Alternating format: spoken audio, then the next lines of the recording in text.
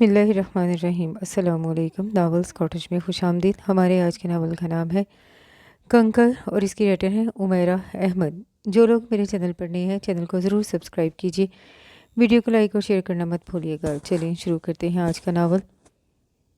जुनैद दम साधे गाल पर हाथ रख के अपने बाप को देख रहा था। जो हुआ था उसकी इसे तवक्का नहीं थी, पर जो अब हो रहा था वो उसके वहमो गुमान में भी नहीं था। उसका बाप बच्चों की तरह धारे मार मार कर रोते हुए बस एक ही जुमला दोहराए जा रहा था, फरहा को कभी मत मारना, कभी मत मारना। फिर उसका बाप अचानक उठकर कमरे से निकल गया। अब तक वही बला सर पर सवार है, अब भी सिर्फ उसी का ख्याल आता है। उसने अचानक अपनी माँ की बुरबुराहट सुनी। एक अजीब पेंडोरा बॉक्स था जो उसके सामने आ गया। ना वो माँ की बुरबुराहट सुन पाया था, ना बाप की कैफियत। दोनों रद्द-ए-अमल उसके लिए हैरान कुन थे, और शायद सिर्फ इसके लिए ही नहीं, वहाँ मौजूद हर शख्स अपनी अपनी जगह पर इसी कैफियत में था। बेशतर इसके कि वो अपनी माँ से कुछ पूछता। वो कमरे से निकल गई। अब ड्राइंग रूम में वो फरा और उसकी दोनों बहनें रह गई थीं। चारों एक दूसरे से नज़रें चुराते हुए डाइनिंग टेबल के गिर्द बैठ के और फिर बड़ी बेदिली से उन्होंने नाश्ता शुरू किया, मगर कोई भी नाश्ता करना नहीं चाहता था। फरहा मुसलसल कुछ दिनों से ज़िद कर रही थी कि जुनैद उसके साथ बूर बन चले। उसकी कुछ कज़न्स सैर व तफरीह के लिए अपने अपने शोहरों के साथ वहाँ जा रही थी, और वो भी चाहती थी कि जुनैद भी उसके साथ चले। लेकिन जुनैद ना तो खुद बूढ़ बन जाना चाहता था, ना ही उसे भेजना चाह रहा था। और रोज़ रोज़ की इस बहस व तकरार ने इस वक्त एक संगीन शक्ल इख्तियार कर ली, जब आज नाश्ते की मेज़ पर फरहा ने अचानक ही फिर वही बहस शुरू कर दी। फिर तुमने क्या तय किया? फरहा के सवाल ने जो जहाँ जुनैद को हैरान किया, वहाँ बाकी लोगों की तवज्जो भी उन पर मरकूज़ हो गई। जुनैद ने नागवारी से उसे देखा था। उसे तवक्का नहीं थी कि फरहा एक ज़ाती मामले को इस तरह सबके सामने लाने की कोशिश करेगी। जो तय किया था वो तुम्हें एक बार नहीं बार बार बता चुका हूँ, और अब फिर वो दोहराने की ज़रूरत नहीं समझता। हैदर ने बेटे के सुखड़े हुए जवाब पर फरहा और जुनैद दोनों को गौर से देखा। मैं तुम्हें साफ साफ बता रही हूँ कि मैं बूरबंद ज़रूर जाऊँगी और तुम्हें भी साथ लेकर जाऊँगी। मेरे जाने का तो सवाल ही पैदा नहीं होता, और जहाँ तक तुम्हारा ताल्लुक है तो मैं देखूँगा तुम कैसे जाती हो। तुम मुझे रोकने वाले कौन होती हो? क्या मेरे बाप हो? ज़रीन फराह के जुमले पर तिलमिला गई थी। फराह शोहर से ऐसे बात करते हैं? मैंने आपसे मशवरा नहीं मांगा कि मुझे किससे किस तरह बात करनी चाहिए और कैसे नहीं।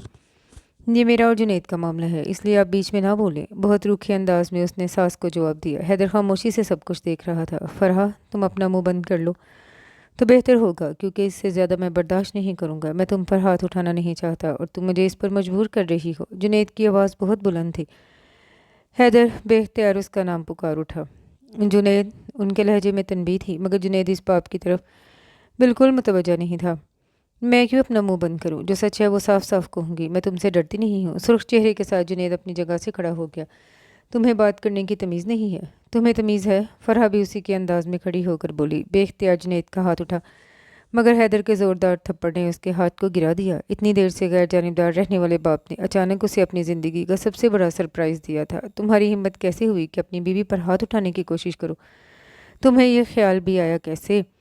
वह सख्ते की आलम में बाप को चिल्लाते हुए देख रहा था। फिर अचानक हैदर ने डाइनिंग टेबल पर सर रख कर रोना शुरू कर दिया, और अचानक वो इसी अंदाज में तकरीबन भागते हुए कमरे से निकल गया। आज मैं जो कर रही हूँ वो सबको बुरा लग रहा है, तुम्हें लोगों को, हर एक को। लेकिन याद रखना, एक वक्त ऐसा आएगा जब तुम खुद इस सबको रोकोगे जो तुमने किया। देख लेना। हाँ, आज तुम्हारी आखिरी पेशन गोई भी पूरी होगी। कमरा लॉक किए, सर हाथों में थामे वो फूट फूट कर रो रहा था। तुम क्या सोचती हो मैं तुम्हारे बगैर मर जाऊँगा? तुम्हारी जुदाई का मातब करता फिरूंगा या रोऊंगा? 28 साल पहले उसने किसी से कहा था, अब नहीं रोगे तो कभी ना कभी तो रोगे। एक आवाज़ उसके कानों में गूंजी। सारा, अब तो मुझे वो क्या कहना चाह रहा था वो खुद भी नहीं जानता था। सारा, तुम ऐसा करो, ज़रा घूम फिर कर घर देखो। हम बस थोड़ी देर में आ जाएंगे। आज आलिया वगैरह भी घर पर नहीं, वरना वही तुम्हें कंपनी देती। चची नदीमा की बहन निगत ने उससे कहा था। उस दिन वो चची नदीमा की तरफ आई थी। इस वक्त वो अपनी बड़ी बहन के घर जाने के लिए तैयार हो रही थी, और उन्होंने इसरार करके सारा को भी साथ ले लिया। लेकिन निगत के घर पहुंचते ही नदीमा का इरादा निगत के हिमसायों के घर जाने का हो गया, जिन्होंने अपने लॉन में नई आबशार बनवाई थी। और चची नदीमा को इस किस्म की चीज़ों में पहले ही बहुत दिलचस्पी थी। अब मैं आपके साथ मज़ीद किसी अगले घर नहीं जाऊंगी, अब खुद ही हो आए। सारा ने नदीमा चची के कहने से पहले ही इनकार कर दिया। फिर नदीमा की बहन निगत ने उसे घर देखने के लिए कहा, और वो खुद दोनों निगत के हिमसायों के घर चली गई। निगत चंद माह पहले ही यहाँ शिफ्ट हुई थी, और यहाँ आने के बाद वो पहली बार ان کے یہاں آئی تھی، لیکن اس سے پہلے بھی وہ صرف چند بار ہی ان کے گھر آئی تھی، اور وہ بھی صرف 2-1 گھنٹے کے لیے۔ کچھ دیر تک کولڈ ڈرنک کی سپ لیتے ہوئے وہ غیر دلچسپی سے ڈرائنگ روم کا جائزہ لیتی رہی۔ پھر گلاس رکھ کر وہ ڈرائنگ روم سے باہر آ گئی۔ لاؤنج میں ملازمہ ویکیوم کلینر سے کارپیٹ صاف کر رہی تھی۔ اسے باہر آتے دیکھ کر مسکرائی۔ میں ذرا گھر دیکھ رہی ہوں، اس نے جیسے اپنے باہر آنے کی وضاحت کی تھی۔ ہاں جی ضرور دیکھیں، یہ ادھر والا دروازہ راہداری کا ہے، سارے بیڈ روم ادھر ہی ہیں، اور راہداری کے آخر میں دروازہ لان میں کھلتا ہے۔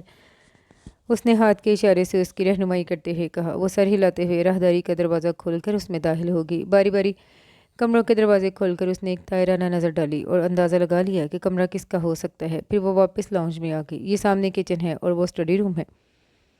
اسے آتے دیکھ کر ملازمہ نے ایک بار پھر رہنمائی کی۔ اس نے انہی سرسری نظروں کے ساتھ کچن اور اسٹڈی روم کو کھول کر دیکھا۔ اوپر بھی کمرے ہیں؟ اس نے ملازمہ سے پوچھا۔ ہاں جی اوپر بھی کمرے ہیں، آپ ہو آئیں وہاں سے۔ وہ اس کی بات پر سر ہلاتے ہوئے سیڑھیاں چڑھنے لگی۔ سیڑھیوں کے خاتمے پر وہ پھر ایک راہداری کے سامنے کھڑی تھی۔ پہلے کی طرح اس نے پھر دروازے کھول کر کمروں میں جھانکنا شروع کر دیا۔ کچھ کمرے لاک تھے۔ ایک کمرے کا دروازہ کھولتے ہی وہ ٹھٹک گئی۔ دروازے کے بالکل سامنے والی دیوار کے ساتھ قد اعظم سائز کے اسٹیریو رکھے تھے۔ وہ بڑی دلچسپی کے ساتھ اس نیم تاریک کمرے میں آئی تھی۔ کھڑکی کے پردے کھینچ کر اس نے اسٹیریو کو آن کرنے کی کوشش کی، اور وہ اپنی اس کوشش میں چند لمحوں میں کامیاب ہوگی۔ کمرہ اچانک ایلوس پریسلی کی آواز سے گونج اٹھا تھا۔ اس نے فوراً والیوم کم کر دیا۔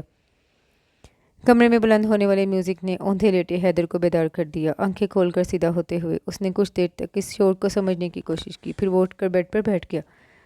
اس نے اسٹیریو پر جھکی ہوئی لڑکی کو سائڈ سے دیکھا۔ ایک نظر ڈالتے ہی اسے اندازہ ہو گیا کہ وہ اس کی بہنوں میں سے نہیں تھی، یقیناً بہنوں کی فرینڈز میں سے ہوگی، لیکن اس طرح منہ اٹھا کر کمرے میں جو داخل ہو گئی تھی وہ کس قسم کی دوست ہو سکتی ہے؟ ناگواری کا ایک احساس اس کے اندر پیدا ہوا۔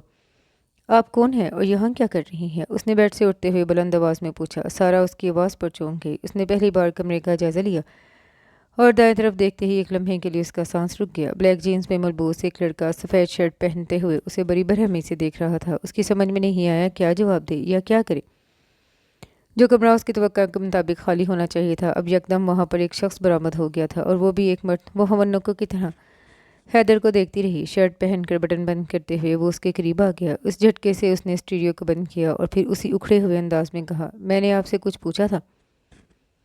مجھے نہیں پتا تھا کہ یہاں کوئی ہے۔ سارا نے اپنی گھبراہٹ پر قابو پا کر بلاخر کہا، اوہ ویری ویل، اس کا مطلب ہے یہاں کوئی نہیں ہے، تو آپ کو منہ اٹھا کر یہاں آنا چاہیے اور پھر بغیر اجازت چیزوں کو استعمال کرنا شروع کر دینا چاہیے۔ اب گیسٹ ہو تو آپ کو آرام سے وہیں بیٹھنا چاہیے جہاں آپ کو بٹھایا جائے، یہ نہیں کہ منہ اٹھا کر کمروں میں پھرنا شروع کر دے۔ کسی لحاظ اور مروت کے بغیر بڑے کڑوے لہجے میں اس نے سارا سے کہا، سوری۔ کسی وضاحت کے بغیر ایک لفظ کہہ کر وہ دروازے کی جانب بڑھ گئی، اور وہ جو کسی لمبی چوڑی وضاحت کا منتظر تھا کچھ حیران ہوا۔ ویسے آپ ہیں کون؟ دروازے کے قریب پہنچ کر وہ اس کی آواز پر واپس مڑی تھی۔ ایک گیسٹ ہوں، پرسکون انداز میں یہ جملہ ادا کر کے وہ دروازہ کھول کر باہر آ گئی۔ پھر تیزی سے سیڑھیاں اتر کر وہ نیچے آ گئی اور واپس ڈرائنگ روم میں جانے کی بجائے باہر پورچ میں نکل آئی۔ وہ اس کے پیچھے ہی لاؤنج میں آیا تھا۔ اب اس کا غصہ بڑی حد تک ختم ہو گیا تھا۔ یہ جو بھی نیچے آئی تھی یہ کون ہے؟ اس نے لاؤنج میں آتے ہی ملازمہ سے پوچھا، جو ابھی تک کارپیٹ کو صاف کرنے میں مصروف تھی۔ پتہ نہیں جی، یہ باجی ندیمہ کے ساتھ آئی ہیں، شاید ان کی بھتیجی ہیں۔ خالہ ندیمہ آئی ہیں؟ ہاں جی، تو کہاں ہیں وہ؟ وہ تو جی بیگم صاحبہ کے ساتھ اصغر صاحب کے گھر گئی ہیں، ابھی تھوڑی دیر میں آ جائیں گی۔ اور تم نے انہیں گھر میں گھومنے پر لگا دیا؟ اس نے ملازمہ کو جھڑکتے ہوئے کہا۔ نہیں جی، میں نے تو انہیں پھرنے کے لیے نہیں کہا، وہ تو بیگم صاحبہ کہہ کر گئی ہیں۔ انہوں نے تو مجھے بھی کہا تھا کہ میں ان کو گھر دکھا دوں، مگر میں کام میں مصروف تھی، اس لیے وہ خود ہی گھر دیکھنے لگی۔ وہ ملازمہ کی بات پر کچھ شرمندہ ہوا۔ اب کہاں ہیں وہ؟ ڈرائنگ روم میں؟ نہیں۔ ڈرائنگ روم میں؟ نہیں، وہ تو باہر نکل گئی ہیں۔ ملازمہ کے جواب پر وہ ہونٹ بھینچے لاؤنج کا دروازہ کھول کر باہر نکل آیا۔ سارا پوش میں ٹہل رہی تھی، اسے دیکھ کر رک گئی۔ میں نے یہ تو نہیں کہا تھا کہ آپ گھر سے ہی باہر نکل جائیں، اس نے چھوٹتے ہی کہا۔ نہیں، میں اپنی مرضی سے یہاں آئی ہوں، ویسے بھی چچی آنے ہی والی ہیں، آپ اندر آ جائیں۔ نہیں تھینک یو، میں یہیں ٹھیک ہوں۔ اس نے حیدر کی آفر بڑے اطمینان سے رد کر دی۔ وہ کچھ دیر اسے دیکھتا رہا، پھر واپس چلا گیا اور وہ دوبارہ وہاں ٹہلنے لگی۔ شرمندگی اسے کافی اٹھانی پڑی تھی، اور یہ شرمندگی کا احساس ہی تھا جو اسے باہر لے آیا تھا۔ کچھ دیر میں چچی آ گئی اور پھر وہ ان کے ساتھ گھر آ گئی۔ حیدر نے سارا کو پہلے صرف ایک بار دیکھا تھا، تب وہ کافی چھوٹی تھی، سو اس کے لیے اس کا چہرہ نیا ہی تھا۔ یہی حال سارا کا تھا۔ وہ حیدر کی بہنوں کو تو اچھی طرح جانتی تھی، لیکن حیدر سے اس کی ملاقات کبھی نہیں ہوئی تھی۔ البتہ ندیمہ چچی سے وہ حیدر کے بارے میں بہت کچھ سنتی رہتی تھی۔ چونکہ 3 بہنوں کا اکلوتا بھائی تھا، اس لیے لاڈلا تو ہونا ہی تھا، اور نہ صرف لاڈلا تھا بلکہ خوبصورت اور شوخ بھی تھا۔ گریجویشن کرنے کے بعد اس نے باپ کے بزنس کو سنبھال لیا تھا، لیکن اس کے باوجود اس میں سنجیدگی نام کی کوئی شے نہیں تھی۔ وہ ہر ایک سے چھیڑ چھاڑ کرتا، ہر ایک پر جملے کستا، لیکن چونکہ اس کا مذاق کبھی شائستگی کی حد سے باہر نہیں ہوتا تھا، اس لیے کسی کو بھی وہ کبھی برا نہیں لگا۔ لیکن ایسا بھی نہیں تھا کہ اس کو کبھی غصہ ہی نہ آیا ہو۔ وہ غصے کا بھی اتنا ہی تیز تھا، جب غصہ آنا ہوتا تو پھر بس چند لمحے لگتے تھے، اور اس کا غصہ تھا ابھی طوفانی قسم کا۔ جو چیز اس کے سامنے آتی وہ اٹھا کر پٹخ دیتا، مگر یہ کیفیت بہت دیر تک نہیں رہتی تھی۔ جب غصہ ختم ہوتا تو وہ پھر پہلے کی طرح ہو جاتا۔ اس ملاقات کے بعد وہ 2-4 بار اور سارا سے ملا تھا، یا یہ کہنا بہتر ہوگا کہ اس نے سارا کو دیکھا تھا، ایک بار خالہ ندیمہ کی بیٹی کی شادی میں، اور چند بار جب وہ خالہ ندیمہ کے گھر گیا۔ لیکن پہلی ملاقات کے بعد دونوں میں کبھی کوئی بات چیت یا سلام دعا بھی نہیں ہوئی۔ پھر بھی آہستہ آہستہ اس نے سارا کے لیے وہ جذبات محسوس کرنا شروع کر دیے جو کوئی مرد کسی لڑکی کے لیے کرتا ہے۔ وہ حیدر جیسی خوبصورت نہیں تھی، وہ سانولی رنگت کی مالک تھی، مگر اس کی آنکھیں بہت خوبصورت تھیں۔ ناک نقشہ بہت تیکھا نہ سہی تو بہت عام بھی نہیں تھا۔ جہاں اس کی شخصیت کی خاص بات اس کا دراز قد تھا، کندھوں تک سٹیپس میں کٹے ہوئے بالوں کے ساتھ لمبے کرتوں میں وہ بہت خوبصورت لگتی تھی۔ ہر دفعہ اس کا سامنا ہونے پر وہ سرسری نظروں سے اسے دیکھتے ہوئے سامنے سے ہٹ جاتی تھی۔ امی، آپ اب میرے لیے لڑکی ڈھونڈنا بند کر دیں، میں نے آپ کا مسئلہ حل کر دیا ہے۔ اس دن اپنی ماں کے کمرے میں آتے ہی اس نے مسکراتے ہوئے کہا۔ ڈریسنگ ٹیبل کے سامنے بیٹھی ہوئی نگہت نے پلٹ کر بیٹے کو دیکھا جو بڑے اطمینان سے ان کے بیڈ پر بیٹھ گیا تھا۔ اچھا، کون ہے وہ لڑکی؟ خالہ ندیمہ کی بہن بھتیجی سارا۔ اطمینان سے کہا ہوا یہ جملہ نگہت کے ہوش اڑا گیا۔ تمہارا دماغ تو ٹھیک ہے؟ انہوں نے جیسے اسے گھرکا تھا، وہ جواب میں بڑے دلکش انداز میں ہنسا۔ بالکل ٹھیک کہا ہے، آپ کا بیٹا ہو کر میرا دماغ کیسے خراب ہو سکتا ہے؟ حیدر، تم اس کے بارے میں کچھ نہیں جانتے۔ جتنا علم ضروری ہے اتنا میں اس کے بارے میں رکھتا ہوں۔ مثلاً یہ کہ وہ ایم اے اکنامکس کر رہی ہے، اس کے ماں باپ کی ڈیتھ ہو چکی ہے، اس کے تایا نے اسے پالا ہے اور وہ انہی کے پاس رہتی ہے۔ جائیداد نام کی کوئی شے اس کے پاس نہیں۔ گھر کے کام کاج میں اسے کوئی زیادہ دلچسپی نہیں، لوگوں سے زیادہ میل جول بھی نہیں رکھتی۔ وہ 2 چچاؤں سے اس کے تعلقات کشیدہ ہیں اور وہ ان کے گھر جانا پسند نہیں کرتی، وغیرہ وغیرہ۔ حیدر بڑی تفصیل سے اس کے بارے میں بتاتا گیا۔ اور تمہارے نزدیک ان سب چیزوں کی اہمیت ہی نہیں؟ نگہت نے جل کر اپنے بیٹے سے پوچھا۔ As a matter of fact, اگر اس کے تعلقات اپنے چچاؤں سے کشیدہ ہیں تو آپ کے لیے اچھا ہے کہ بہو میکے والوں کی تعریفیں کم کرے گی اور وہاں کم جائے گی۔ اگر اس کے پاس جائیداد نہیں تو اس سے کیا فرق پڑتا ہے؟ آفٹر آل مالی طور پر تو شوہر کو ہی سپورٹ کرنا ہوتا ہے، اور میں اس پوزیشن میں ہوں کہ اچھی طرح اسے سپورٹ کر سکوں۔ گھر کے کاموں میں اگر اسے دلچسپی نہیں تو یہ بھی کوئی اتنا بڑا مسئلہ نہیں۔ ہمارے گھر میں بہت سے نوکر پہلے ہی موجود ہیں، بعد میں بھی وہی کام کریں گے۔ وہ بڑے اطمینان سے تمام مسائل کا حل بتا رہا تھا۔ تمہارا دماغ خراب ہو گیا ہے؟ وہ ایسی کون سی حور پری ہے کہ ہم اس کا ہر عیب نظر انداز کر دیں؟ میں نے تمہارے لیے ایک سے ایک بڑھ کر لڑکی دیکھی ہے اور تم احمقوں کی طرح سب سے گھٹیا لڑکی کو سامنے لے آئے ہو۔ میرے کون سے 2-4 بیٹے ہیں جو ایک اگر اپنی مرضی کر لے تو میں دوسروں پر اپنے ارمان پورے کر لوں؟ میری تو ساری امیدیں تمہیں سے وابستہ ہیں۔ اتنے بڑے بڑے خاندانوں سے تمہارے لیے رشتے آ رہے ہیں، ایسی ایسی خوبصورت لڑکیاں ہیں کہ دیکھو گے تو دھنگ رہ جاؤ گے، اور تم ایسی لڑکی سے شادی کرنا چاہ رہے ہو جس کا نہ کوئی آگے پیچھے ہے، نہ ہی کوئی شکل و صورت۔ بڑے غصے سے انہوں نے حیدر کو جھڑکتے ہوئے کہا، مگر اس پر قطعاً کوئی اثر نہیں ہوا۔ ان کی باتوں کا جواب دینے کے بجائے وہ کھڑا ہوتے ہوئے بولا، آپ ڈیڈی کو بتا دیں اور بہتر ہے 1-2 دن میں رشتہ لے جائیں۔ جہاں لڑکیوں کو دیکھ کر دھنگ ہونے والی بات ہے تو میں بعد میں بھی ہوتا رہوں گا۔ اس معاملے میں آپ کو مایوس نہیں کروں گا، مگر شادی وہیں کروں گا جہاں میں نے کہا ہے۔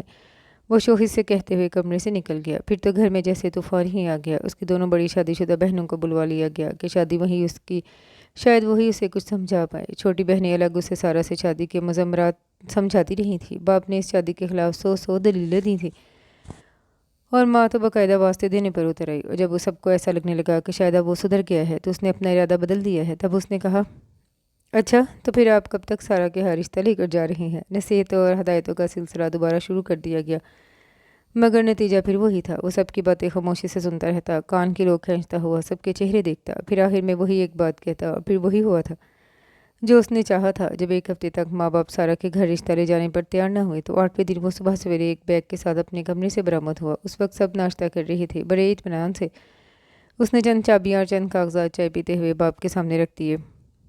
سب نے حیرانگی سے اسے دیکھا۔ یہ کیا ہے؟ اس کے باپ نے کہا، گاڑی، میرے کمرے اور میرے آفس کے دروازوں کی چابیاں ہیں، اور یہ میری چیک بک اور آفس کے کاغذات ہیں۔ میں گھر چھوڑ کر جا رہا ہوں۔ اس سے پہلے کہ کوئی کچھ کہتا وہ ڈرائنگ روم سے باہر چلا گیا۔ سب ایک دوسرے کا منہ دیکھ رہے تھے۔ پھر سب سے پہلے نگہت اٹھی اور تقریباً بھاگتے ہوئے وہ باہر کے گیٹ پر آئی تھی، مگر وہ وہاں نہیں تھا۔ حیدر کہاں ہے؟ انہوں نے گیٹ سے باہر جھانکتے ہوئے چوکیدار سے پوچھا۔ اتنی دیر میں باقی سب بھی پورچ میں آ چکے تھے۔ حیدر صاحب تو اپنے کسی دوست کے ساتھ گاڑی میں گئے ہیں، چوکیدار نے اطلاع دی۔ رنگ اترے ہوئے چہروں کے ساتھ سب واپس لاؤنج میں آ کر بیٹھ گئے۔ پھر ایک دم نگہت نے رونا شروع کیا اور ان کی دونوں چھوٹی بیٹیاں بھی انہیں چپ کروانے کے بجائے ان کے ساتھ رونے دھونے میں شریک ہو گئیں۔ شام تک اس کے ایک دوست کے گھر فون کر کے حیدر کے والد اسے ڈھونڈنے کی کوشش کرتے رہے، مگر وہ تو گدھے کے سر سے سینگ کی طرح غائب ہو گیا تھا۔ اس کا ہر دوست یہی کہتا، انہیں اس کے بارے میں کچھ پتہ نہیں۔ تیسرے دن تک ان کا حوصلہ مکمل طور پر ٹوٹ چکا تھا۔ نگہت اپنے شوہر کے ساتھ اس کے تینوں قریبی دوستوں کے گھر گئیں۔ شروع میں تو انہوں نے صاف منع کر دیا کہ وہ اس کے بارے میں کچھ نہیں جانتے، مگر جب نگہت نے منتیں شروع کی تو ایک دوست اس کے ٹھکانے کے بارے میں بتانے پر مجبور ہو گیا۔ وہ ایک دوست کے فلیٹ میں تھا۔ وہ شام وقت اس کے فلیٹ پر پہنچے۔ بیل بجانے پر دروازہ اسی نے کھولا اور ماں باپ کو دیکھ کر اس کے چہرے پر کسی حیرانی کے تاثرات نہیں ابھرے تھے۔ وہ خاموشی سے دروازے سے ہٹ گیا۔ ٹھیک ہے، جیسا تم کہو گے ویسا ہی ہوگا، اب گھر چلو، نگہت نے اندر قدم رکھتے ہی اس سے کہا، اور پھر واقعی ویسا ہی ہوا جیسا وہ چاہتا تھا۔ نگہت دوسرے دن ہی رشتہ لے کر سارا کے گھر چلی گئی۔ سارا کچھ دنوں سے چچی دیدیماں کے رویے میں عجیب سی تبدیلی دیکھ رہی تھی۔ اچانک ہی انہوں نے اسے بول چال ختم کر دی تھی، اور یہی حال اس کی کزنس کا تھا۔ وہ اچانک ہی اسے نظر انداز کرنے لگی تھی۔ اس نے جب ان کی جانب سے بے رخی دیکھی تو ان کے گھر جانا چھوڑ دیا۔ وہ پہلے بھی اپنے چچا اور بڑے تایا کے گھر اتنا نہیں جایا کرتی تھی۔ وہ صرف انہی تایا کے گھر رہنا پسند کرتی جہاں وہ شروع سے رہتی رہی تھی۔ تائی اگر بہت اچھی نہیں تھی تو وہ بہت بری بھی نہیں تھی۔ وہ اس پر اتنی روک ٹوک نہیں کرتی تھی، اگر کبھی کرتی بھی تو وہ بڑی خاموشی سے ان کے احکام پر عمل کرتی۔ وہ صرف 5 سال کی تھی جب اس کے ماں باپ ایک حادثے میں مر گئے تھے اور دوسرے نمبر والے تایا نے اسے اپنے پاس رکھ لیا۔ اس کے باپ انہی کے ساتھ کاروبار میں پارٹنر تھا۔ سو قدرتی طور پر ہر ایک یہی چاہتا تھا کہ وہی سارا کو اپنے پاس رکھے، چنانچہ انہیں رکھنا ہی پڑا۔ ننہال میں صرف ایک ماموں تھے اور وہ بھی ایک مدت سے بیرون ملک میں تھے۔ بہن اور بہنوئی کی موت پر انہوں نے باہر سے فون کر کے سارا کے دادا سے تعزیت کی اور یہ کہا کہ سارا اب انہی کی ذمہ داری ہے، وہ اس کے لیے کچھ نہیں کر سکتے۔ سو ننہال سے بھی اس کا تعلق بہت پہلے ہی کٹ گیا تھا۔ حیدر کا رشتہ صرف اس کے لیے ہی نہیں بلکہ پورے خاندان کے لیے سرپرائز تھا۔ جب اس کی کزن نے اسے حیدر کی امی کے آنے کا مقصد بتایا تو کچھ دیر کے لیے وہ حیرانی کے عالم میں اس کا منہ دیکھتی رہ گئی۔ اچانک اسے چچی دیدیماں کی ناراضگی کی وجہ سمجھ آئی۔ یقیناً اس شادی سے وہ بہت خوش نہیں تھی۔ ایسا نہیں تھا کہ وہ کسی اور کو پسند کرتی تھی، اور ایسا بھی نہیں تھا کہ حیدر اسے ناپسند تھا۔ وہ خوبصورت تھا، پھر اس سے بے تحاشا محبت کرتا تھا۔ ایسا کیسے ممکن تھا کہ وہ اس کی محبت سے متاثر نہ ہوتی؟ مگر یہ احساس کہ حیدر کے علاوہ اسے کوئی اور پسند نہیں کرتا اسے بے چین کیے رکھتا۔ شادی کے شروع کے کچھ دنوں تو ہنگامے میں ہی گزر گئے۔ روز کہیں نہ کہیں کوئی دعوت ہوتی اور پھر 2 ہفتوں کے بعد حیدر اسے ساتھ لے کر ہنی مون کے لیے سوئٹزرلینڈ چلا گیا۔ وہ سارا سے اتنے وعدے کرتا تھا کہ سارا کو یقین کرنا مشکل ہو جاتا۔ وہ بس اس کی باتوں پر مسکراتی رہتی۔ ایک دن وہیں سارا نے اس سے پوچھا تھا، تم نے مجھ سے شادی کیوں کی؟ بس تم سے محبت ہو گئی۔ تم کو دیکھ کر بہت اچھا لگتا تھا، اور جب نہیں دیکھتا تھا تو عجیب سی کمی کا احساس ہوتا تھا۔ صرف تمہیں دیکھنے کے لیے میں کئی بار خالہ ندیمہ کے گھر گیا اور شاید تم مجھے وہاں نظر آ جاؤ۔ کبھی تو تم وہاں نظر آ جاتی، اور جب وہاں نظر نہیں آتی تو میرا دل چاہتا میں کسی بہانے تمہارے تایا والے حصے میں چلا جاؤں، مگر ایسا کرنا ناممکن تھا۔ پتہ ہے 2-3 بار تو میں تمہیں دیکھنے کے لیے یونیورسٹی بھی گیا تھا، پھر میں نے وہاں تمہاری چند تصویریں کھینچی اور بعد میں انہیں دیکھ کر دل بہلاتا رہا۔ وہ اپنا ایک ایک راز افشاں کرتا جا رہا تھا اور وہ چمکتی آنکھوں کے ساتھ مسکراتے ہوئے اسے دیکھ رہی تھی۔ ابھی جو تم میرے پاس ہو تو مجھے ایسا لگ رہا ہے جیسے میں مکمل ہوں، مجھے کوئی کمی نہیں، اور شاید اسی احساس کو محبت کہتے ہیں۔ وہ نرمی سے اس کا ہاتھ اپنے ہاتھوں میں لیے کہہ رہا تھا، اور اسے یہ سب کسی خواب کا حصہ لگ رہا تھا۔ کیا اس سے کوئی اتنی محبت کر سکتا ہے؟ حیدر اس پر جی جان سے فریختہ تھا۔ اس کا بس چلتا تو وہ پوری دنیا اٹھا کر اس کے قدموں میں رکھ دیتا۔ جو 1 ماہ اس نے سوئٹزرلینڈ میں گزارا وہ اس کے لیے جنت میں گزارے گئے لمحوں کے برابر تھا۔ پھر وہ پاکستان واپس آ گئے، اور پاکستان واپس آنے کے چند دن بعد حیدر نے آفس جانا شروع کر دیا۔ سارا نے بھی یونیورسٹی دوبارہ جوائن کرنے کا ارادہ کیا، اور جب ایک رات اس نے حیدر کو اپنے ارادے سے آگاہ کیا تو اس نے بڑے نرم مگر 2 ٹوک لہجے میں کہا، نو مور یونیورسٹی، اب تم شادی شدہ ہو، اس لیے بہتر ہے کہ گھر پر اپنی توجہ دو۔ وہ اس کے کورے جواب پر چند لمحوں کے لیے تو حیران ہی رہ گئی۔ لیکن تم نے کہا تھا، بلکہ وعدہ کیا تھا، مجھے پڑھنے دو گے؟ سارا، میں نے کوئی وعدہ نہیں کیا، میں نے صرف کہا تھا، لیکن اب میں فیل کرتا ہوں کہ تمہیں گھر پر ہی رہنا چاہیے۔ But it is not fair. وہ اپنی مایوسی چھپا نہیں پائی، مگر حیدر کے رویے میں کوئی تبدیلی نہیں آئی۔ ویدر اٹ از فیئر اور foul you have to accept it. وہ اس کی بات پر روحانسی ہو کر چپ ہو گئی۔ حیدر اس کی کیفیت سے بے خبر نہیں تھا، مگر وہ اب گھر میں کوئی طوفان نہیں چاہتا تھا۔ وہ جانتا تھا اس کی امی اور ڈیڈی کبھی بھی اس کا یونیورسٹی جانا پسند نہیں کریں گے، اور اگر اس نے ان کی مرضی کے خلاف اسے یونیورسٹی بھیجا تو ساس اور بہو کے درمیان شروع میں ہی کشیدگی پیدا ہو جائے گی، جو وہ نہیں چاہتا تھا۔ اگلی صبح سارا بہت چپ چپ تھی۔ وہ اس خاموشی کی وجہ اچھی طرح جانتا تھا۔ اس کی خاموشی توڑنے کے لیے وہ اس سے بات بے بات چھیڑتا رہا، مگر اس کی خاموشی نہیں ٹوٹی۔ شام کو وہ آفس سے جلدی واپس آ گیا اور پھر وہ اسے ساتھ لے کر لانگ ڈرائیو پر نکل گیا۔ مختلف باتیں سنا کر وہ اسے بہلاتا رہا، مگر اس وقت وہ طویل سانس لے کر رہ گیا جب سارا نے اس سے کہا، تم کیوں نہیں چاہتے کہ میں اپنی تعلیم مکمل کروں؟ حیدر نے سارا سے صاف صاف بات کرنے کا فیصلہ کر لیا۔ پھر اس نے سارا کو اپنی مجبوری اور خدشے سب بتا دیے۔ وہ بڑی خاموشی سے سر جھکائے اس کی باتیں سنتی رہی۔ ٹھیک ہے، اب میں دوبارہ اس موضوع پر بات نہیں کروں گی، حیدر کے بات ختم کرنے پر بڑے بوجھل انداز میں اس نے کہا، اور حیدر نے اطمینان کی سانس لی۔ پھر واقعی سارا نے دوبارہ اس سے اپنی تعلیم کے بارے میں بات نہیں کی۔ جو 2 دن گزر رہے تھے، حیدر مصروف ہوتا جا رہا تھا۔ اب وہ پہلے کی طرح سرے شام ہی گھر نہیں آتا، بلکہ رات گئے لوٹتا اور صبح 9-10 بجے دوبارہ آفس چلا جاتا۔ اب پہلے کی طرح وہ ہر شام اسے تفریح کروانے کے لیے باہر نہیں لے کر جاتا تھا، لیکن ایسا نہیں تھا کہ حیدر کے دل میں اس کی محبت کم ہو گئی تھی۔ وہ سارا کو اب بھی پہلے کی طرح ہی چاہتا تھا۔ سارا اگر کوئی فرمائش کر دیتی تو وہ ہر قیمت پر اسے پوری کرتا۔ ایسا کبھی نہیں ہوا تھا کہ سارا نے شاپنگ کے دوران کوئی چیز پسند کی ہو اور حیدر نے وہ چیز اسے نہ دلوائی ہو۔ وہ اس بات کی پرواہ نہیں کرتا تھا کہ اس چیز کی قیمت کیا ہے۔ اس کے لیے بس اتنا کافی تھا کہ سارا نے اس چیز کو پسند کیا ہے، اور اس کا یہ التفات نگہت کی آنکھوں میں کانٹے کی طرح کھٹکتا تھا۔ سارا کو بیاہ کر لانا ان کی مجبوری تھی، اور اسے انہوں نے مجبوری ہی رکھا تھا۔ انہیں لگتا تھا سارا نے ان کا بیٹا نہیں چھینا، ان کی پوری دنیا چھین لی ہے۔ شاید وہ حق بجانب تھی۔ وہ بیٹا جو پہلے ان کے احکامات پر چلتا تھا، اب اتنا خود سر ہو گیا تھا کہ نہ صرف اپنی پسند کی بیوی لے آیا، بلکہ ماں سے بھی کسی حد تک دور ہو گیا۔ اب وہ پہلے کی طرح آفس سے آ کر ماں کے پاس نہیں بیٹھتا تھا، بلکہ سیدھا سارا کے پاس ہی جاتا۔ شروع میں تو انہوں نے یہ سب صبر سے برداشت کرنے کی کوشش کی، مگر یہ کام ان سے ہوا نہیں۔ وہ جب بھی سارا کو دیکھتی، ایک آگ سی ان کے اندر بھڑک جاتی۔ رفتہ رفتہ انہوں نے سارا پر روک ٹوک شروع کر دی۔ شادی کو 2 ماہ ہوئے تھے جب ایک صبح ناشتے کی میز پر انہوں نے کہا، سارا، اب گھر کا سارا انتظام تم نے چلانا ہے، اس لیے بہتر ہے آج سے تم کچن میں آنا جانا شروع کر دو۔ سارا نے ان کی بات پر حیدر کو دیکھا۔ ہاں، میرا خیال ہے اس میں کوئی حرج نہیں، کیونکہ ہر ذمہ داری نوکروں پر نہیں چھوڑی جا سکتی۔ حیدر نے ماں کی تائید کی اور وہ بس خاموشی سے اسے دیکھ کر رہ گئی۔ پھر اس نے گھر کے معاملات میں دلچسپی لینا شروع کر دی اور جیسے اپنی شامت کو خود دعوت دی۔ وہ کچن میں خود تو کھانا نہیں پکایا کرتی، بس ملازموں کے سر پر کھڑی رہ کر ہدایت دیتی رہتی اور نگہت ملازموں سے ہونے والی کسی بھی کوتاہی کا ذمہ دار اسے ہی قرار دیتی۔ پہلے ایسا کبھی کبھار ہوتا تھا، مگر پھر تو جیسے یہ ان کی عادت میں شامل ہو گیا۔ کھانے میں کوئی کمی یا خامی رہ جاتی تو سارا کا قصور ہوتا۔ کسی کے کپڑے ٹھیک طرح سے نہ دھلتے تو یہ بھی سارا کی کوتاہی تھی۔ کسی ملازم سے کوئی چیز ٹوٹ جاتی تو یہ بھی سارا کی لاپرواہی سے ہوتا۔ سارا ان کے گلے شکوے اور اعتراضات سن سن کر تنگ آ گئی۔ انہیں سارا کے کٹے ہوئے بالوں پر اعتراض تھا۔ اس نے بال بڑھانا شروع کر دیے، ان کی مرضی کا لباس پہننا شروع کر دیا، مگر وہ پھر بھی کسی بات سے خوش یا مطمئن نہیں ہوئی، اور وہ ان کی مرضی پر چلنے کی پابند اس لیے تھی کہ حیدر یہی چاہتا تھا۔ شادی کی رات کو اس نے سارا سے بہت واضح انداز میں کہا تھا، میری بات مانو یا نہ مانو، لیکن امی کی ہر بات تمہیں ماننی ہے، چاہے وہ ٹھیک ہو یا غلط، تمہیں وہی کرنا ہے جو وہ چاہیں، اور کبھی بھی میری ماں سے بدتمیزی مت کرنا، یہ وہ چیز ہے جو میں تمہیں کبھی معاف نہیں کروں گا۔ وہ یہ فتویٰ صادر نہ بھی کرتا تو وہ بھی اس کی ماں کی اتنی ہی عزت اور لحاظ کرتی جتنا اب وہ کرتی تھی، اگرچہ بعض دفعہ یہ سب بہت مشکل ہو جاتا، خاص طور پر تب جب وہ اس کے جہیز کی چیزیں گنوانا شروع کرتی۔ یہ بات اس کے لیے سب سے زیادہ تکلیف دہ تھی۔ جب انہیں پتہ تھا کہ اس کی کوئی جائیداد نہیں اور نہ ہی اس کے پاس کوئی روپیہ تھا، تو پھر انہوں نے حیدر کے ساتھ اس کی شادی کی ہی کیوں؟ وہ اکثر سوچتی تھی، مگر کبھی یہ کہہ نہ پائی۔ صرف ایک دفعہ اس نے ان کے رویے کی شکایت حیدر سے کی، یہ پہلی اور آخری مرتبہ ہے کہ تم مجھ سے میری ماں کی شکایت کر رہی ہو۔ اگر کبھی تم نے مجھ سے ان کے خلاف کوئی بات کی تو یہ تمہارے لیے اچھا نہیں ہوگا۔ وہ درستگی سے کہتا اس کے پاٹ سے اٹھ گیا اور وہ تو جیسے سکتے کے عالم میں رہ گئی۔ کیا یہ مجھ سے اب اس طرح بات کرے گا؟ عجیب سے خوف نے اسے گھیر لیا۔ شادی کے بعد پہلی دفعہ حیدر نے اسے اس طرح جھڑکا تھا۔ وہ جانتی تھی حیدر کو اکثر غصہ آتا تھا، اور یہ غصہ ملازموں اور گھر کے لوگوں پر اترتا رہتا تھا، مگر وہ اس سے بھی اتنی معمولی بات پر ناراض ہو سکتا ہے، یہ اس نے نہیں سوچا تھا۔ اور پھر ایسا 1-2 بار نہیں، کئی بار ہوا۔ وہ معمولی سی بات پر کسی لحاظ اور مربت کے بغیر سب کے سامنے اسے بری طرح جھڑکتا اور وہ خاموشی سے اسے دیکھ کر رہ جاتی۔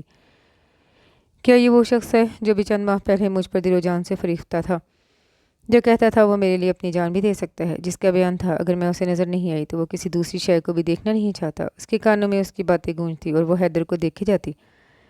سارے مرد ایسے ہی ہوتے ہیں سارا، اب ظاہر ہے تم اس کی محبوبہ تو رہی نہیں، اس کی بیوی بن گئی ہو، اس لیے بس کمپرومائز کرتی رہو، یہی عورت کی واحد ڈھال ہے۔ ایک دن فریال نے اسے سمجھایا جب وہ پریشان ہو کر اس کے پاس گئی، لیکن میں نے تو کبھی اس سے بڑے بڑے مطالبے نہیں کیے، میں تو بس یہ چاہتی ہوں کہ وہ مجھے اس طرح نہ جھڑکے، میری عزت کرے۔ سارا، یہ زندگی ہے، حقیقت ہے، کوئی فلم نہیں یہاں پر۔ سارا نے فریال کو بات مکمل نہیں کرنے دی۔ میں نے کب کہا یہ حقیقت نہیں ہے؟ اور میں کون سی فلم والی باتیں چاہ رہی ہوں؟ کیا حقیقی زندگی میں شوہر بیوی کی عزت نہیں کرتا؟ زیادہ تر نہیں کرتا۔ فریال نے بڑے واضح لہجے میں کہا، مگر کرنی تو چاہیے، کرنا تو اور بھی بہت کچھ چاہیے، مگر کیا وہ کرتا ہے؟ اور ہونا تو اور بھی بہت کچھ چاہیے، مگر کیا ہوتا ہے؟ اس لیے تم اس چاہیے کہ چکر سے نکل آؤ، ورنہ زندگی بہت مشکل ہو جائے گی۔ وہ خاموشی سے فریال کے چہرے کو دیکھنے لگی۔ پتہ نہیں اس نے بھی میری بات کو سمجھنا کیوں چھوڑ دیا۔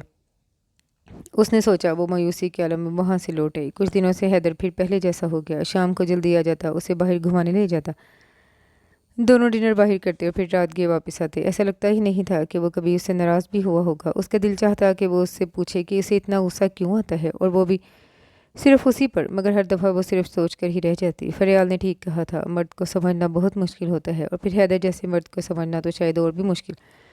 وہ دل ہی دل میں دہراتی۔ پھر انہی دنوں اس کے تایا کی بیٹی کی شادی شروع ہو گئی۔ شادی سے ایک ہفتہ پہلے ڈھولک رکھ دی گئی۔ حیدر کا موڈ ان دنوں بہت اچھا تھا، سو اس نے سارا کو اجازت دے دی کہ وہ روز شام کو تایا کے گھر چلی جائے۔ مہندی سے ایک دن پہلے اچانک سارا کی ساس نے اپنی چھوٹی بیٹی عالیہ کے سسرال والوں کی دعوت کر دی تھی۔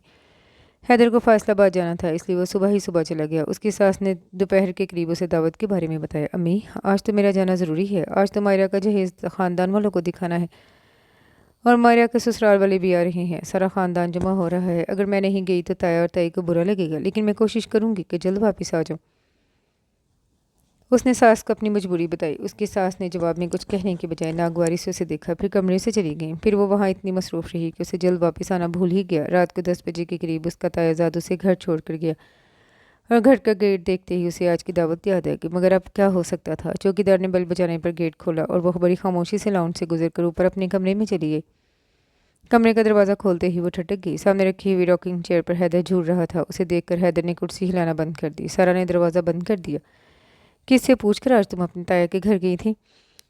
حیدر ایک دم اس کے مقابل آ کر پوچھنے لگا۔ تم نے مجھے اجازت دی تھی، مگر اب میں نے صبح تمہیں منع کیا تھا نا کہ آج مت جاؤ۔ حیدر، آج وہاں سب لوگ اکٹھے ہو رہے تھے، پورا خاندان۔ میں نے تمہیں تقریر کرنے کے لیے نہیں کہا، صرف یہ پوچھ رہا ہوں امی نے تمہیں منع کیا تھا یا نہیں؟ اس کے تیور بالکل بدلے ہوئے تھے۔ ہاں، مگر میں نے…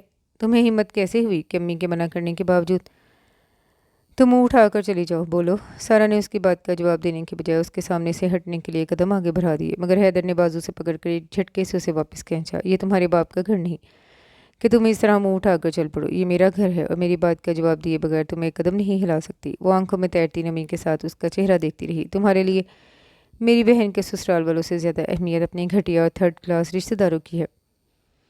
اگر وہ تھرڈ کلاس ہیں تو میں بھی تھرڈ کلاس ہوں۔ تھرڈ کلاس نہیں، تم تو اس سے بھی گری ہوئی ہو، تمہاری تو کوئی کلاس ہی نہیں۔ اس نے شوق کے عالم میں حیدر کا چہرہ دیکھا۔ کیا یہ وہی زبان ہے جس نے 7 دن پہلے کہا تھا you are the best thing that ever happened in my life? Haider, مجھ سے اس طرح بات نہ کرو۔ کیوں نہ کروں؟ کیا میں تم سے ڈرتا ہوں یا تمہارا ملازم ہوں؟ میں کیوں تمہیں تمہاری اوقات نہ بتاؤں؟ میری اوقات کیا ہے میں جانتی ہوں، مگر تم یہ صرف کہہ کر مجھے اپنی اوقات بتا رہے ہو۔ اس نے دھیمے لہجے میں جواب دیتے ہوئے اپنا بازو حیدر سے چھڑانے کی کوشش کی۔ حیدر کا رد عمل اس پر چابک کی طرح برسا۔ حیدر کے لبوں سے مغالطات نکلنا شروع ہو گئیں۔ وہ اس سے بازو چھڑاتے چھڑاتے رک گئی۔ حیدر، مجھے اس طرح مت کہو، بے اختیار سارا کی زبان سے نکلا، مگر اس کی بات نے حیدر کے اشتعال میں اور اضافہ کر دیا۔ اس نے اسے اور برا بھلا کہنا شروع کر دیا۔ کیوں نہ کہوں؟ تم ہو کیا؟ میرا کھاتی ہو، میرا پہنتی ہو، میرے گھر میں رہتی ہو، خود کو سمجھتی کیا ہو؟ تمہارا اصلی چہرہ بہت گھناؤنا ہے۔ تم خود… ایک زوردار تھپڑ نے سارا کو بات پوری کرنے نہیں دی۔ وہ گال پر ہاتھ رکھ کے بے یقینی کے عالم میں اسے دیکھنے لگی۔ حیدر، تم واقعی بےہودہ شخص ہو۔ ایک اور تھپڑ اس کے چہرے پر پڑا، اور پھر جیسے تھپڑوں کی بارش شروع ہو گئی۔ حیدر، مجھ پر ہاتھ مت اٹھاؤ، مجھے مارو مت۔ اس نے اس کا ہاتھ پکڑنے کی کوشش کی، مگر حیدر پر تو جیسے جنون سوار تھا۔ وہ رکا اس وقت تھا جب وہ زمین پر گر کر پھوٹ پھوٹ کر رونے لگی۔ اس نے ساری مزاحمت ترک کر دی۔ تم جیسے بھونکنے والے کتوں کو چپ کروانے کا واحد طریقہ یہی ہوتا ہے۔ میں دیکھوں گا آئندہ تم میری ماں کی اجازت کے بغیر گھر سے باہر کیسے جاتی ہو۔ وہ یہ کہہ کر دھماکے سے دروازہ بند کر کے باہر نکل گیا۔ وہ کتنی دیر روتی رہی اسے اندازہ نہیں ہوا۔ حیدر دوبارہ واپس نہیں آیا، بس اچانک اسے یوں لگنے لگا اب وہ اور آنسو نہیں بہا سکتی۔ سارے آنسو جیسے اس کی آنکھوں سے خشک ہو گئے۔ وہ اٹھ کر قالین پر بیٹھ گئی۔ بوجھل ہاتھوں کے ساتھ اس نے کھلے ہوئے بالوں کو بل دے کر باندھا۔ اس کا جسم عجیب بے وزنی کے عالم میں تھا۔ اسے لگا جیسے وہ کبھی زمین سے اٹھ ہی نہیں پائے گی۔ خود کو گھسیٹ کر وہ دیوار کے پاس لے گئی، پھر ٹیک لگا کر بیٹھ گئی۔ عجیب راحت کا احساس ہوا۔ If it were now to die, it were now to be most happy۔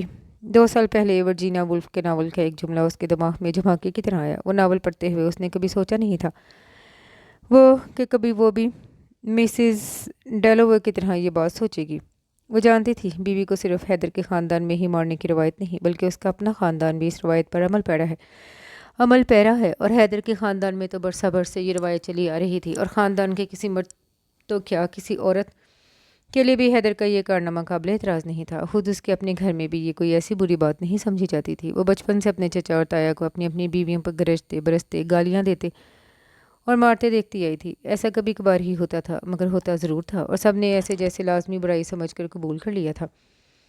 अब खुद उसके साथ ये सब हुआ तो कौन सी अजीब बात होगी, कौन सी क़यामत टूट पड़ी थी। मर्द का रुपया खाते हैं तो उसकी जूतियाँ खाने में क्या हर्ज है। एक दफ़ा उनके घर की मुलाजमा ने कहा था, अपना आदमी 100 दफ़ा मारे, आखिर वो सर का ताज ही होता है। ताई ने एक बार चची से कहा, औरत अगर मर्द को खुद पर हाथ ना उठाने दे तो वो कभी उसे नहीं मार सकता। यूनिवर्सिटी में एक बार फर्रियाल से कहा गया उसका जुमला जैसे उसे मुँह चिरा रहा था। दीवार के साथ सर टिकाए खुली आंखों से वो जैसे अपने माजी की फिल्म देख रही थी। मारता है तो क्या हुआ, मोहब्बत तो वो मुझसे ही करता है। उसकी कज़न शाजिया ने एक दफ़ा अपने शोहर के बारे में उससे कहा था। वो खाली और जहनी की कैफियत में उस जगह से खड़ी हो गई। ठंडे पैरों के साथ चलते हुए वो ड्रेसिंग टेबल के सामने आकर बैठ गई। उसने अपनी सूजी हुई आंखों को खोलकर आईने में अपनी शक्ल देखने की कोशिश की। उसका बुलाई होंठ फट थप्पड़ लगने की वजह से फटकर सूज गया। खून के चंद धब्बे उसके होंठों के इर्द गिर्द लगे हुए थे। उसके गाल उंगलियों के निशान से भरे हुए थे। उसने अपने हाथ को चेहरे पर रख दिया। बहुत आहिस्तगी से उसने अपने होंठों को छुआ, फिर अपने गाल पर हाथ फेरा। ऐसा हो कैसे सकता है कि मैं तुम्हें होने वाले दर्द को महसूस ना करूं, तुम्हें चोट लगे और मुझे पता भी ना चले। क्या कभी ये हो सकता है? एक बार हैदर ने उससे कहा था, जब उसका हाथ फल काटने से जख्मी हो गया था, और उसने हैदर के सामने यूँ जाहिर किया जैसे चोट बहुत मामूली थी और उसे दर्द नहीं हुआ, हालांकि उसे वाकई तकलीफ़ हुई थी। उसने आंखें बंद कर ली। सारा, तुम बहुत खुशकिस्मत हो। हर किसी को हैदर जैसा खूबसूरत, दौलतमंद और मोहब्बत करने वाला शोहर नहीं मिलता। कल रात को उसकी कज़न आयशा ने कहा था, तब उसे फ़ख्र हुआ। हमने अपनी जिम्मेदारी पूरी कर दी है, अब हम पर तुम्हारा कोई हक नहीं है। तुम हैदर के घर को ही अपना घर समझना और अपने मसाइल खुद ही हल करना। रुखसती के वक्त उसके ताया ने उसके सर पर हाथ फेरते हुए कहा था। दूर कहीं फजर की अजानें हो रही थीं। उसने आहिस्ता से आंखें खोल दी। मुझे नमाज़ पढ़ लेनी चाहिए, उसने ज़ेरे लब कहा। हैदर उससे झगड़ने के बाद नीचे लाउंज में आकर बैठ गया था। घर के सब लोग सोने के लिए अपने कमरों में जा चुके थे। सिगरेट पर सिगरेट फूंकते हुए वो मुसलसल सारा के बारे में ही सोचे जा रहा था। उसके अल्फाज उसे नेज़े की अन्नी की तरह चुभ रहे थे। काफ़ी देर बाद जब उसका गुस्सा ठंडा हुआ तो अचानक उसे अपने किए पर शर्मिंदगी होने लगी। मुझे उसे इतना मारना नहीं चाहिए था। नहीं, मैंने जो किया ठीक किया, वो यही सब डिज़र्व करती है। उसका दिल खुद ही उसके हक़ में कहता और फिर खुद ही इस बयान को कॉन्ट्रडिक्ट करने लगता। एक अजीब सी बेचैनी उसे अपने हिसार में लिए हुई थी। अगर मैं ये ना करता तो वो ज़्यादा ही खुदसर हो जाती। अब कम अज़ कम वो अपने हर कदम पर दोबारा सोचा करेगी। उस जैसी औरत को सीधा करने का वाहिद तरीका यही था। अगर आज पहली दफ़ा ही उसने मेरे हुक्म की खिलाफ वर्जी की है, वरना तो वो वही करती है जो मैं उसे कहता हूँ। फिर बात इतनी मामूली सी थी। क्या इतनी मामूली सी बात पर मैंने उसे इस तरह मार कर ज़्यादती नहीं की? एक सोच उसे सुझाती थी, दूसरी उसे रद्द कर देती। थक खा कर उसने कहा, ठीक है, अब जो भी किया है उस पर सोचने की ज़रूरत नहीं। ऐसे झगड़े हो ही जाते हैं, फिर खुद बहुत ही सब कुछ ठीक हो जाता है। ये मामला भी सही हो जाएगा। वो खुद ही आंदे के लिए मोहतात रहेगी और मैं भी इस मामले को और तूल नहीं दूंगा। यही सोचते हुए वो सोफे पर लेट गया। फिर पता नहीं कब उसे नींद आ गई। उसकी आंख किसी के कंधा हिलाने से खुली थी। हैदर, हैदर उठ जाओ, उसकी अम्मी की आवाज़ थी। उसने आंखें खोल दी। यहाँ क्यों सो रही हो? अम्मी ने पूछा। बस ऐसे ही, वो उठ कर बैठ गया। रिस्ट वॉच पर उसने टाइम देखा, फिर उसे खोलकर सामने रखी टेबल पर रख दिया। इस वक्त 6 बजे थे। अम्मी, मुझे चाय का एक कप बना दे, आस्तीन ने पलटते हुए उसने अपनी अम्मी से कहा। उसकी अम्मी उसे चाय का कप थमा रही थी। जब उसने सारा को सीढ़ियाँ उतरते देखा, वो रोज़ाना इसी वक्त नीचे आती थी। उसका चेहरा देखकर चंद लम्हों के लिए उसे शदीद मलाल हुआ। वो पहली दफ़ा उसे एहसास हुआ कि उसने उसे कितनी बुरी तरह पीटा है। वो चाय का कप हाथ में थाम कर उसे देखने लगा। सारा उसे नज़रअंदाज किए उसके बिल्कुल मुकाबिल थी। हैदर खामोशी से उसे देख रहा था। पहली बार इन दोनों की नज़रें मिली। हैदर ने नज़रें झुका ली। इसी वक्त उसने देखा कि सारा की मुट्ठी में कुछ बंद था। सारा ने मुट्ठी उसके सामने रखी हुई शीशे की मेज़ पर खोल दी। उसके हाथ में से एक छन्नाके की आवाज़ के साथ मेज़ पर गिरा। हैदर की नज़रें मेज़ पर मरकूज थी। वहाँ वो एक अंगूठी और डायमंड से जुड़ा लॉकेट था जो उसने सारा को मुंह दिखाई में दिया था। अब मेरे पास तुम्हारी कोई चीज़ नहीं है, हर चीज़ मैं यहीं छोड़ कर जा रही हूँ। अब मैं दोबारा यहाँ कभी नहीं आऊँगी। वो ये कहकर लाउंज के दरवाजे की तरफ बढ़ गई। निगत एक लम्हे में सब कुछ समझ गई। एक बात कान खोलकर सुन लो सारा, अगर आज तुम यहाँ से गई तो दोबारा यहाँ नहीं आ सकोगी। इस दहलीज को पार करने से पहले अच्छी तरह ये बात समझ लो। सारा ने रुक कर बगैर मुड़े उनकी बात सुनी। उनकी बात ख़त्म होने पर उसने मुड़कर हैदर को देखा, जो उस जगह बैठा उसे देख रहा था। پھر اس نے اپنی ساس کو دیکھا اور اگلے ہی لمحے بڑے اطمینان اور سکون کے ساتھ دہلیز پار کر لی۔ یکدم وہ حیدر کی نظروں سے اوجھل ہو گئی۔ حیدر بے یقینی کے عالم میں کچھ دیر تک دروازے کو دیکھتا رہا، پھر اس کی نظر لاکٹ پر آ کر ٹک گئی جس پر تحریر ہوئی تحریر اس کا منہ چرا رہی تھی۔ اونلی ڈیتھ ول سیپریٹ اس۔ جس دن اس نے سارا کو یہ لاکٹ دیا تھا اس کے صرف 8 ہی ماہ بعد سارا اس کے گھر چھوڑ کر چلی گئی۔ سارا کی واپسی اس کے تایا کے گھر ایک طوفان لے کر آئی۔ ہر ایک نے سارا کو واپس جانے پر مجبور کیا، مگر اس کی خاموشی جیسے ایک ڈھال سی بن گئی تھی۔ وقتی طور پر اس معاملے کو دبا دیا گیا کیونکہ تایا کے گھر شادی تھی اور وہ اس موقع پر کوئی مسئلہ کھڑا نہیں کرنا چاہتے تھے، مگر شادی کے فوراً بعد ہی انہوں نے حیدر اور سارا کے مابین مصالحت کی کوشش شروع کر دی، اور اس میں وہ اکیلے نہیں تھے۔ اس کے خاندان کا ہر فرد یہی چاہتا تھا کہ وہ واپس چلی جائے۔ ہر ایک حیدر کا حامی تھا، ہر ایک اسے ہی قصوروار سمجھتا، کسی کو بھی وہ وجہ جائز نہیں لگی تھی جس کی وجہ سے اس نے حیدر کو چھوڑا تھا۔ ہر رشتہ دار عورت اسے اپنے قصے سناتی کہ اپنے شوہر کے کیسے کیسے ظلم و ستم کے باوجود اس نے اپنا گھر نہیں چھوڑا، اور وہ کیسی ہے جو شوہر کے چند تھپڑوں پر ہی گھر چھوڑ آئی۔ وہ بس سپاٹ نظروں سے سب کو دیکھتی رہی۔ تائی نے فریال کو بھی بلوا لیا۔ سارا تم پاگل ہو گئی ہو۔ 2 گھنٹے اپنی ہدایتوں اور نصیحتوں پر خاموشی دیکھ کر وہ جھنجھلا اٹھی۔ 2 گھنٹے بعد وہ پہلی دفعہ بولی، ہاں میں واقعی پاگل ہوں، اس لیے حیدر جیسے عقل مند کے ساتھ رہنا نہیں چاہتی۔ اس کے ساتھ نہیں رہو گی تو کہاں رہو گی؟ فریال نے طنزیہ لہجے میں پوچھا۔ کہیں بھی رہ لوں گی مگر اس کے ساتھ نہیں۔ سارا وہ تمہارا شوہر۔ فریال تم تو بس کرو، میں لوگوں کی تقریریں اور نصیحتیں سن سن کر تنگ آ گئی ہوں۔ میں تمہیں صاف صاف کہہ رہی ہوں، 1 دفعہ سمجھاؤ یا 1 کروڑ دفعہ، مجھے اس کے گھر پھر کبھی نہیں جانا۔ یہ میرا پہلا اور آخری فیصلہ ہے، یہ میری زندگی ہے، میں جانتی ہوں اسے کیسے گزارنا ہے۔ میں چاہوں تو تباہ کروں، چاہوں تو آباد کروں، دوسروں کو اس سے کیا؟ فریال کو اس کی باتوں سے زیادہ اس کے لہجے پر حیرت ہوئی۔ وہ پہلی جیسی سارا نہیں تھی۔ فریال خاموشی سے اس کی تائی کے پاس آ گئی۔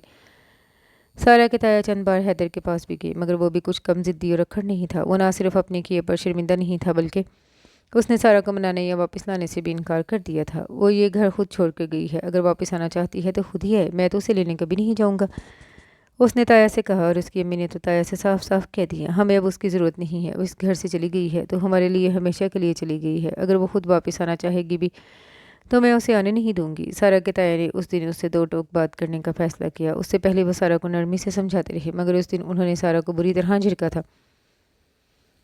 اسے اپنے احسان گنوائے تھے، مگر سارا تب بھی اپنی بات پر جمی رہی۔ میں اب اس کے گھر نہیں جاؤں گی، اگر آپ مجھے یہاں رکھنا نہیں چاہتے تو میں دارالعمان چلی جاتی ہوں، اس نے بلاخر کہہ دیا۔ مگر اس کے تایا مزید بھڑک اٹھے۔ دارالعمان جانا تھا تو ماں باپ کے مرتے ہی چلی جاتی، اب جا کر لوگوں کو یہ بتانا چاہتی ہو ہم کتنے کمینے اور ظالم لوگ ہیں کہ ایک بھتیجی کو بھی نہیں رکھ سکتے۔ مجھے بتاؤ کہ تم اگر اس کے گھر نہیں جانا چاہتی تو آخر چاہتی کیا ہو؟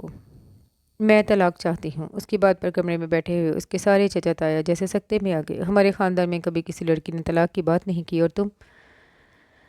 سارا نے زندگی میں پہلی بار تایا کی بات کٹی۔ یہ آپ کا مجھ پر آخری احسان ہوگا، مجھے اس سے طلاق لے دیں، میں نے اب کسی بھی صورت اس کے ساتھ نہیں رہنا۔ آپ سب جتنا مجھے سمجھا رہے ہیں میرا ارادہ اتنا ہی پکا ہو رہا ہے، اس لیے آپ اپنا وقت ضائع نہ کریں۔ میں خوش قسمت کبھی بھی نہیں رہی، اس لیے اس بد نصیبی کو بھی میرا مقدر بن جانے دے۔ دھیمے دھیمے لہجے میں سر جھکائے اپنی بات کہنے کے بعد وہ اٹھ کھڑی ہوئی۔ ٹھیک ہے، میں تمہیں طلاق دلوا دیتا ہوں، لیکن سارا پھر ایک بات یاد رکھنا، میں طلاق کے فوراً بعد تمہاری شادی کر دوں گا، چاہے وہ رشتہ جیسا بھی ہو، تمہیں قبول کرنا ہوگا، اور اس شادی کے بعد تم ہمارے گھر کبھی مت آنا۔ تایا نے جیسے آخری حربہ استعمال کیا، انہیں یقین تھا یہ وار خالی نہیں جائے گا، مگر ایک لمحے تک سارا نے ان کا چہرہ دیکھنے کے بعد بے تاثر آواز میں کہا، ٹھیک ہے، اب جہاں چاہے میری شادی کر دیجیے گا، مجھے کوئی اعتراض نہیں ہوگا۔ وہ کمرے سے باہر نکل گئی۔ ایک عجیب سی خاموشی وہاں چھا گئی تھی، ہر ایک اپنی اپنی جگہ کچھ نہ کچھ سوچ رہا تھا۔ جب حیدر کو سارا کے تایا نے اس کے مطالبے سے آگاہ کیا تو وہ بے یقینی کے عالم میں انہیں دیکھ کر رہ گیا۔ آپ چاہتے ہیں میں اسے طلاق دے دوں؟ اس نے پوچھا۔ یہ میں نہیں چاہتا، سارا چاہتی ہے۔ جب مصالحت نہیں ہو سکتی تو بہتر ہے مکمل علیحدگی ہو جائے تاکہ میں اس کی شادی کہیں اور کر دوں۔ حیدر کے سینے میں جیسے گھونسا لگا، ساری ضد اور انا کو بلائے طاق رکھتے ہوئے اس نے کہا، میں ایک بار اس سے ملنا چاہتا ہوں۔ پھر 2 دن کے بعد وہ سارا سے ملا تھا۔ میں تمہیں لینے آیا ہوں، اس نے سارا کو دیکھتے ہی کہا۔ سارا اس کی بات کا جواب دیے بغیر صوفے پہ بیٹھ گئی۔ تم میرے ساتھ گھر چلو، میں گھر میں ہی ہوں، بڑے سرد لہجے میں جواب آیا۔ سارا میں اب کسی بحث میں پڑنا نہیں چاہتا، غلطی تمہاری تھی اور گھر بھی تم نے اپنی مرضی سے چھوڑا، پھر بھی میں تمہیں لینے آیا ہوں، اس لیے بہتر ہے تم میرے ساتھ گھر چلو، ورنہ تم کیا کرو گے؟ سارا نے جیسے اس کا مذاق اڑایا، تو تم گھر نہیں چلو گی؟ نہ آج نہ آئندہ کبھی۔ ایک بات یاد رکھو، میں تمہیں کبھی طلاق نہیں دوں گا، نہ ہی اب تمہیں لینے آؤں گا۔ وہ پھر غصے میں آ گیا۔ طلاق تم مجھے نہیں دو گے، میں خود تم سے لے لوں گی اور تمہیں یہاں دوبارہ آنے کی ضرورت بھی نہیں ہے۔ اس کا لہجہ بہت پرسکون تھا۔ حیدر ایک جھٹکے سے اٹھ کر ڈرائنگ روم سے نکل گیا، وہ جو دوبارہ کبھی نہ آنے کا کہہ کر گیا تھا۔ ایک ہفتے کے بعد خلا کا نوٹس اسے دوبارہ کھینچ لایا۔ اس بار وہ حقیقتاً پریشان تھا۔ ٹھیک ہے، جو کچھ ہوا تم اسے بھول جاؤ، آئندہ یہ سب کچھ ہمارے درمیان نہیں ہوگا، لیکن یہ سب تماشا ختم کرو۔ میں تمہیں اپنے گھر لے جانا چاہتا ہوں۔ اس کی آواز میں پہلے جیسا تنتنا نہیں رہا تھا۔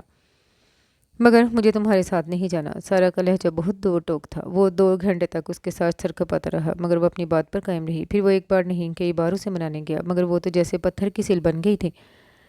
پورے خاندان کی لعنت ملامت کا شکار ہونے کے باوجود وہ اپنے مطالبے سے ہٹ نہیں رہی تھی۔ اس کے اپنے خاندان کا ہر فرد اب حیدر کا حامی ہو چکا تھا۔ ہر ایک کو لگتا تھا کہ سارا کو حیدر کی پہلی غلطی معاف کر دینی چاہیے، اور پھر اب تو وہ خود اسے اپنے ساتھ لے جانے کے بارے کے لیے بار بار آ رہا تھا، مگر سارا جیسے اس سارے تانوں تشنوں اور ہدایات سے بے نیاز سے ہو چکی تھی۔ وہ سارا دن گھر کے کسی کونے میں بیٹھی ہر ایک کے تانے تشنے برداشت کرتی، تائی کے کوسنے سنتی، پھر بھی اس کا وہی مطالبہ تھا، مجھے حیدر کے ساتھ نہیں رہنا، مجھے اس سے طلاق چاہیے۔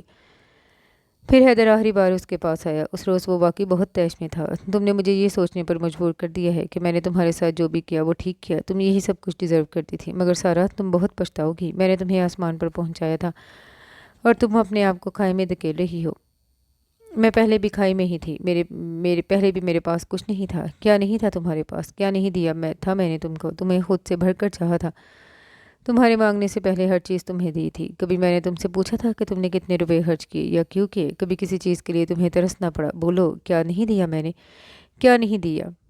وہ جیسے پھٹ پڑا۔ تم نے مجھے عزت نہیں دی۔ وہ چند لمحوں کے لیے کچھ کہہ نہیں پایا۔ حیدر، میرے دل میں اب تمہارے لیے نہ محبت ہے نہ نفرت، کوئی جذبہ ہی نہیں تمہارے لیے۔ میں اب کبھی بھی تمہیں دکھ سکھ کی ساتھی نہیں بن سکتی۔ ہاں، وقت آیا تو شاید آج دن کا سام بن جاؤ، اور وہ میں بننا نہیں چاہتی۔ میرے ساتھ اپنا وقت ضائع مت کرو۔ میں نے ساری زندگی اپنی مرضی کا کوئی فیصلہ نہیں کیا، شاید آئندہ بھی نہ کر سکوں۔ بس ایک فیصلہ کیا ہے میں نے، اور وہ میں کبھی نہیں بدلوں گی۔ وہ بے یقینی کے عالم میں اسے دیکھ رہا تھا، جو پرسکون آواز میں کہہ رہی تھی، تم زبان سے جو کہتے ہو اس کا پاس نہیں رکھتے، تمہیں اپنے کیے پر کوئی ملال نہیں ہے۔ صرف لوگوں کے سامنے ہونے والی سبکی سے بچنے کے لیے تم مجھے گھر واپس لے جانا چاہتے ہو۔ تمہارے ساتھ گزارے ہوئے 8 ماہ میرے لیے 8 سالوں جیسے تھے۔ ذلت کیا ہوتی ہے یہ تم نہیں جانتے، کیونکہ تم نے کبھی اس کا ایکسپیرینس نہیں کیا۔ میں نے کیا ہے۔ اس رات جو گالیاں تم نے مجھے دی، جس طرح تم نے مجھے مارا، کیا اس کے بعد بھی تم سوچ سکتے ہو میں دوبارہ تمہارے گھر جاؤں گی، تمہارا عنایت کیا ہوا لباس پہنوں گی، تمہارے تحفوں سے دل بہلاؤں گی، تمہاری باتوں پر کہہ لگاؤں گی، تمہارے پیار کے دعووں پر یقین کروں گی، تمہارے لیے بنوں سنوروں گی؟ نہیں، میں یہ نہیں کر سکتی، کیونکہ یہ کروں گی تو مجھے اپنے وجود سے گن آئے گی۔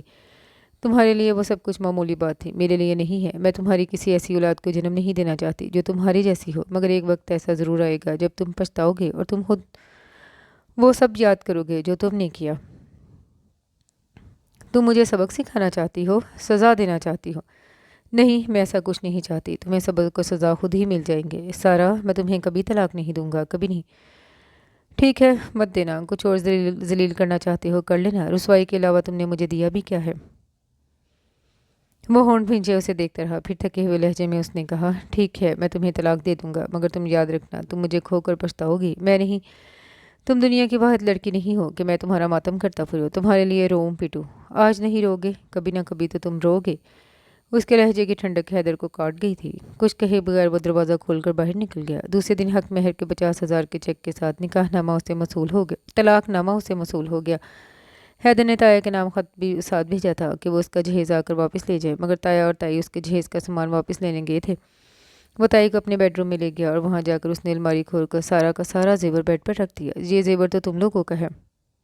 اس کی تائی نے اسے یاد دلایا، جو چیز اس نے استعمال کی ہے وہ اس کی ہے، اب وہ سب لے جائیں۔ یہ کہہ کر اس نے سارا کی الماری کی چابی انہیں دے دی۔ تائی خالی بیگوں اور سوٹ کیسوں میں اس کی چیزیں بھرتی رہی، اور وہ دیوار سے ٹیک لگائے انہیں دیکھتا رہا۔ درازوں میں سے بھی سب کچھ نکال لیں۔ تائی نے درازوں کو کھول کر ایک نظر دیکھنے کے بعد بند کیا تو اس نے کہا تھا، مگر اس میں تو روپے وغیرہ ہے، یہ سب اسی کو دیے تھے میں نے، آپ یہ سب نکالیں اور ڈریسنگ ٹیبل پر سے ساری چیزیں اٹھا لیں۔ حیدر نے بے تاثر آواز میں کہا، پھر اس نے دیوار پر لگی ہوئی کچھ تصویریں اور شوکیس میں سجائے ہوئے